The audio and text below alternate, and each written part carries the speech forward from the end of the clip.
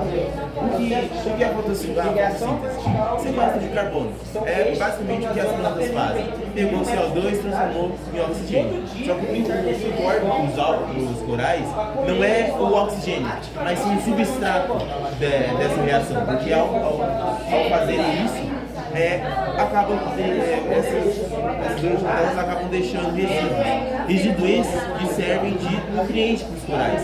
E por conta disso, os corais articulados acabam tendo uma vantagem adaptativa no ambiente, justamente porque eles conseguem lidar com esse déficit nutricional, sendo nutridos pelas zooxantelas que acabam vivendo dentro deles. E nisso, os corais zooxantelados, eles acabam perpetuando ao longo da história. E é importante lembrar que não é só os corais que saem beneficiados com isso, as zooxantelas também saem beneficiadas com isso, porque elas utilizam os corais como abrigo. E por consequência, elas conseguem reduzir a taxa de predação e elas têm um ambiente para poder viver em paz, basicamente. Antes da gente prosseguir, aqui por exemplo a gente tem um exemplo de coral zooxantelado. Isso aqui é um coral cérebro endêmico do Brasil. Se vocês quiserem passar a mostra, esse aqui, isso. Ele recebe esse nome porque ele parece um cérebrozinho.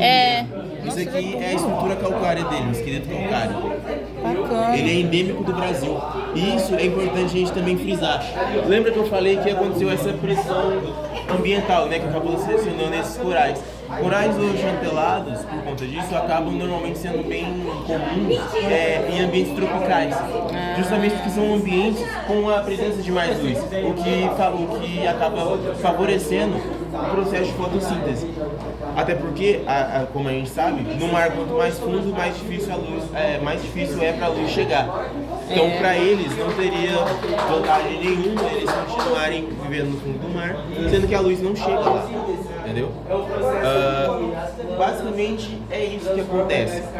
Assim que surgem os corais zooxantelados. A gente sabe disso, inclusive, graças à presença de fósseis.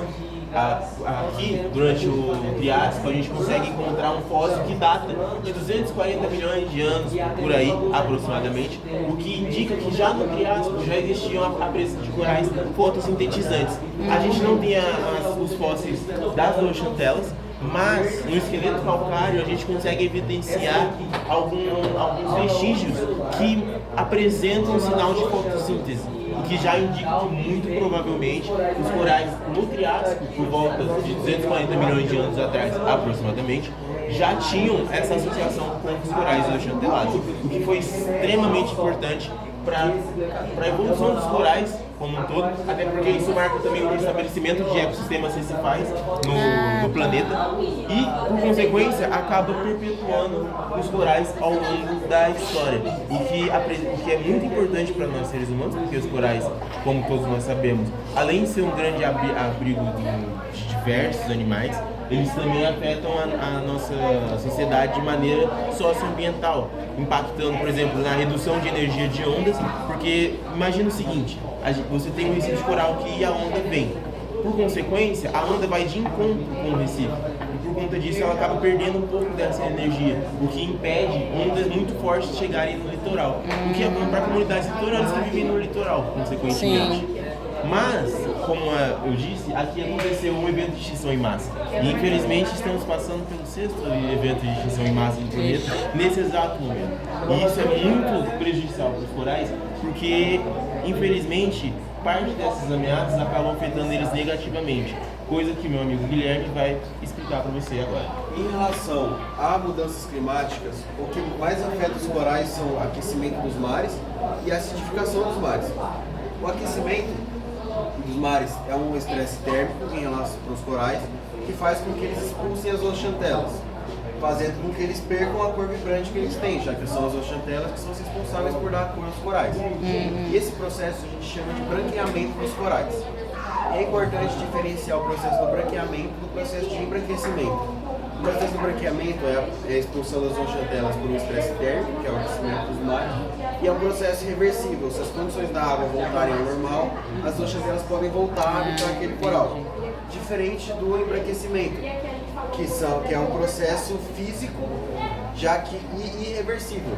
E é um processo físico, já que o embranquecimento é a acumulação de sedimento em cima do corpo do coral. Uma vez acumulado, esse sedimento não vai sair.